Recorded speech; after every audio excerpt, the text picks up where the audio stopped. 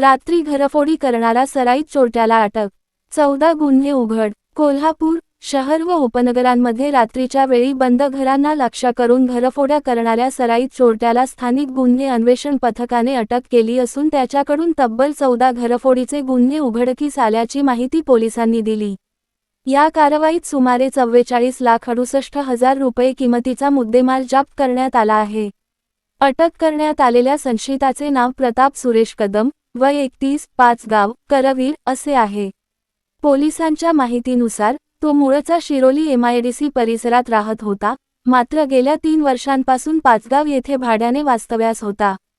सापळा रचून अटक. 27 जानेवारी 2026 रोजी उजळाईवाडी परिसरात स्थानिक गुन्हे अन्वेषण पथकाने सापळा रचून संशयितास ताब्यात घेतले.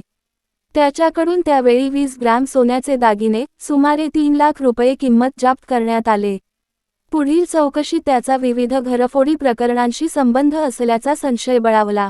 तपासादरम्यान पोलिसांनी संशयिताकडून एकूण 230.180 सहस्रांश ग्रॅम सोने, 3 किलो चांदी तसेच इतर चोरीचा ऐवज असा मिळून सुमारे 44,68,000 रुपये किमतीचा मुद्देमाल जप्त केल्याचे सांगितले.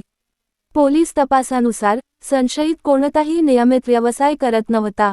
तो उपनगरातील भागात रात्रीच्या वेळी पायी फिरून बंद घरे हेरत असे आणि संधी साधून घरफोडी करत असल्याचे प्राथमिक चौकशीत निष्पन्न झाले आहे. करवीर पोलीस ठाण्यात दाखल गुन्ह्यांसह इतर प्रकरणांबाबत पुढील तपास सुरू आहे. ही कारवाई पोलीस अधीक्षक योगेशकुमार गुप्ता, अपर पोलीस अधीक्षक डॉक्टर धीरज कुमार, उपविभागीय पोलीस अधिकारी सुजित कुमार क्षीरसागर यांच्या मार्गदर्शनाखाली करण्यात आली.